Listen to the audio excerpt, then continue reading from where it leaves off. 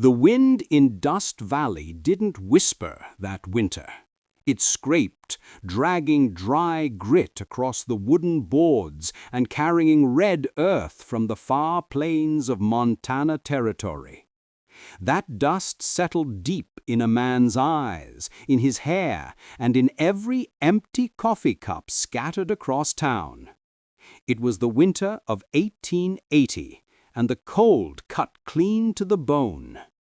The creek that once fed the valley had shrunk to a narrow thread of mud, and hope was rarer than water. Inside Clara Jensen's boarding house, a man named Calder Holt sat on the edge of a narrow cot. His boots were caked with dust, his hat hung low, and an old pair of saddlebags slumped at his feet. He'd ridden into Dust Valley 3 nights ago, meaning to stay only 1. But the farrier was backed up with work, the wind had turned cruel, and maybe, just maybe, Calder was tired of running. He told himself that was all it was, a pause before the next trail. But deep down, he knew better. The truth sat heavy in his chest. He was weary in ways no sleep could cure. At 34, Calder Holt had seen too many sunsets fade into the same lonely dusk. He'd been a scout once, a tracker, good at reading land and men alike, but those same skills had carved too many hollows in his heart. He no longer wore his gun belt. The weight of it was a ghost he'd stopped carrying years ago. All he wanted now was quiet. No promises, no friends, no roots. He'd learned long ago that love could freeze colder than death. Clara Jensen leaned in the doorway, a steaming mug in her hands. "It's just coffee," she said, her smile soft in the dim light. "I can pay," Calder murmured. "It's a gift. A town this dry still has kindness to spare. You look like a man wrestling his own shadow." He took the mug. The heat bit at his fingers. "Just one shadow," he said quietly, "and I'm letting him win." He planned to leave come morning. That was before the stagecoach thundered in through the dust. It came clattering down the main street, horses foaming, the driver hollering against the wind. When it stopped, a young woman stepped down, slim, dark-haired, eyes the color of brandy. She held a worn satchel tight against her chest, like it held her last breath of hope. Her name was Evelyn Roan, though no one in town knew it yet. Inside that bag lay a folded land deed, her late father's gift, a small piece of earth with one stubborn well that had never gone dry. She was just 22, sent to Dust Valley to build a schoolhouse and teach the miners' children. Her mother, too frail to travel, waited in a weather-battered cabin just outside town. Evelyn's goal was simple: hold on to her father's land, build something lasting, and survive in a place that did not welcome strangers. Across the street, Barrett Lawn, owner of the Lawn Cattle Company, watched from in front of his mercantile. He was 46, sharp-eyed, fine coat untouched by dust, and rich enough to think the sun rose at his command. Beside him stood Deputy Clay Brewer, a young man whose badge shone brighter than his courage. When Evelyn turned toward the road leading home, trouble rolled right toward her, a freight wagon losing its brake, rolling backward fast. A little boy froze in its path, paralyzed by fear. The crowd shouted, but only Calder Holt moved. He vaulted from the porch, swung into his saddle mid-stride, and charged. Dust flew, hooves thundered. In one swift reach, he snatched the boy just before the wagon slammed into the water trough, splintering it to bits. Silence. then whispers. People stared at Calder Holt differently now, not as a drifter, but as something dangerous, something alive. Barrett Lorne didn't look at the hero, though. His eyes locked on the girl's satchel lying in the dust. Papers had spilled out, and one bore a red wax seal. Evelyn Roan, deed to parcel 12, Roan Well. Lorne's grin faded. His mind turned. He knew that land, knew the well, and he wanted it. That night, when Evelyn settled her mother by the fire and lit the small cabin lamp, there came a knock at the door. When she opened it, Barrett Lorne stood there, hat in hand, smile like a knife. "Miss Roan," he said, voice honeyed, "welcome to Dust Valley. Quite the stir in town today." "I'm fine," she replied, gripping the door frame. "I understand this land's yours now. Hard ground for a woman alone. I'd be happy to take it off your hands. Fair price, of course." Evelyn met his gaze, unflinching. "This land's not for sale, Mr. Lorne. My father bled for it." His smile thinned. "Sentiment's nice, but sentiment don't draw water. Think on my offer."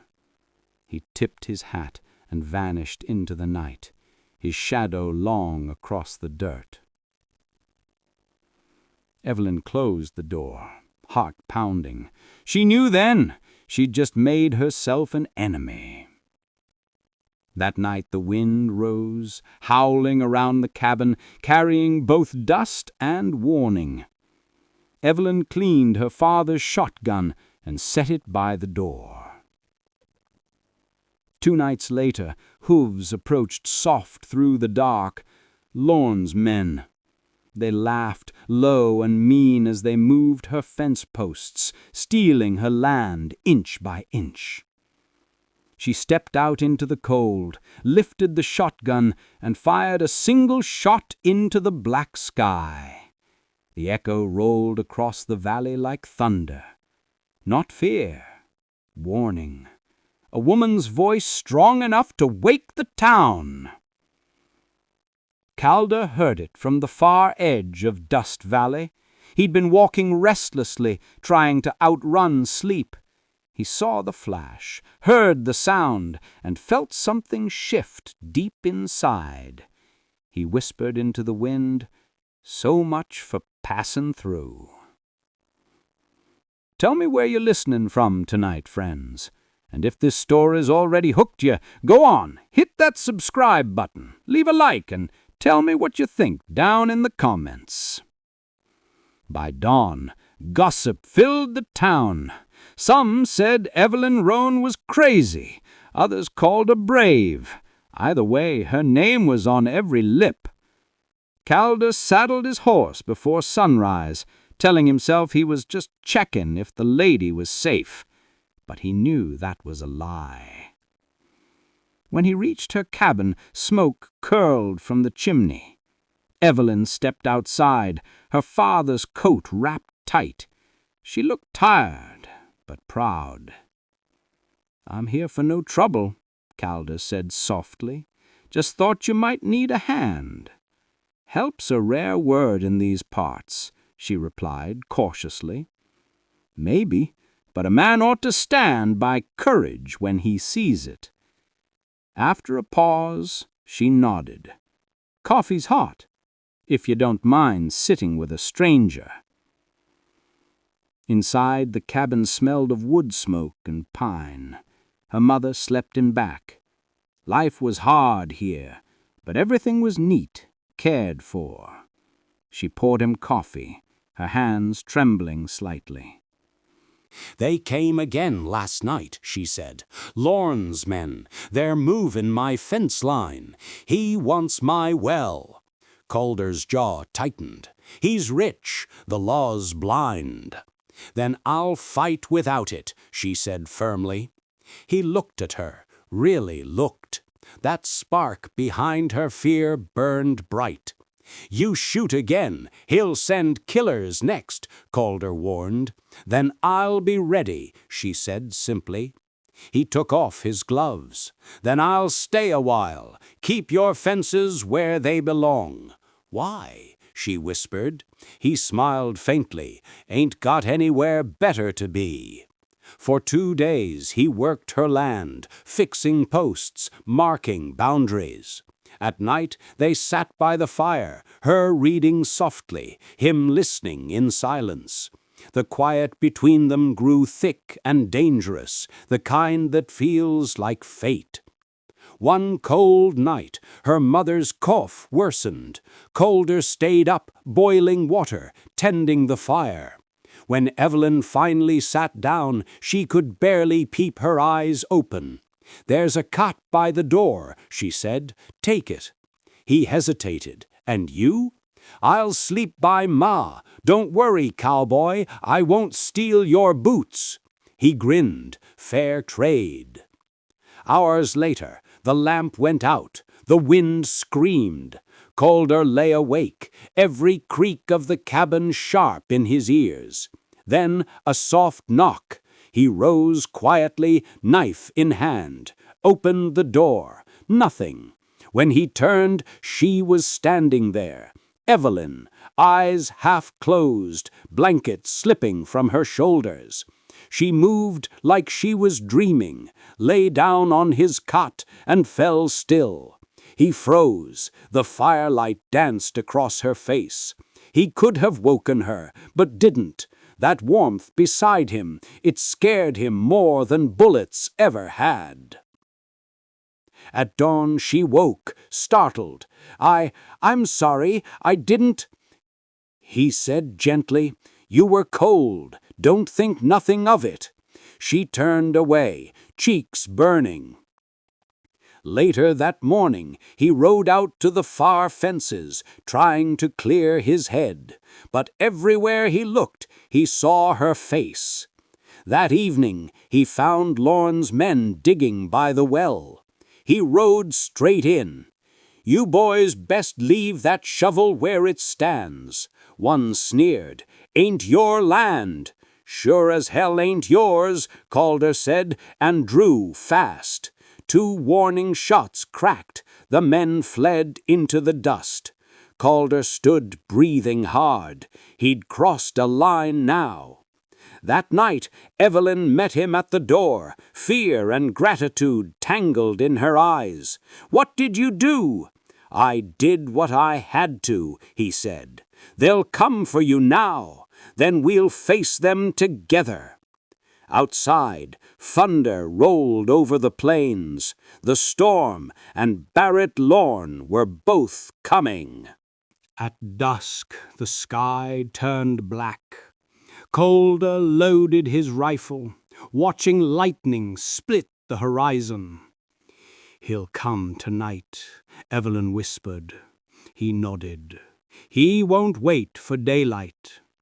"You should leave," she said, voice trembling. "Not a chance," he replied. "I know what I feel when I look at you, and I ain't runnin' from that." Outside, hooves pounded. Dozens of them. "Get your mother to the back room," he ordered. She obeyed, tears shining. Then came Barrett Lorne, his men fanning out, torches blazing. "Halt!" he shouted. "Step aside. This land ain't yours, and neither is the girl." Calder stepped onto the porch, rain slicing across his face. "Funny, don't see your name written on the sky." Both men drew. Lightning flashed. Gunfire cracked through the storm. Chaos. Calder fought like a man possessed, firing steady, never missing. Evelyn couldn't stay hidden. She grabbed the shotgun and ran into the storm. "Get back inside," he shouted. "No, you can't fight them alone." Another shot. She stumbled. He grabbed her, pulled her close behind the trough. Rain poured off their faces. "Don't ever do that again," he growled. "Then don't you ever die for me," she whispered. For one heartbeat, the world went still. Then fire again. Calder rose, shouted, "You want this land? Come take it from me." He and Lorne fired. Thunder roared. When the smoke cleared, Lorne lay in the mud. Calder still stood. "You'll never keep it," Lorne gasped. Calder stepped closer. "Then maybe it's time the law learned to bleed." Lorne fell. His men scattered. The storm washed Dust Valley clean. When morning came, the town gathered. Reverend Morse confessed Lorne's crimes. The sheriff returned the deed to Evelyn's name. Her mother, weak but healing, rested by the fire. Calder stood on the porch, bandage at his shoulder. "You could leave now," she said softly. "You did what you came for." He smiled faintly. "Came by accident, remember. Guess some accidents are worth keeping." "You mean staying?" she asked. "I mean forever." The sun rose golden over Dust Valley. The dust had settled. The creek ran full again.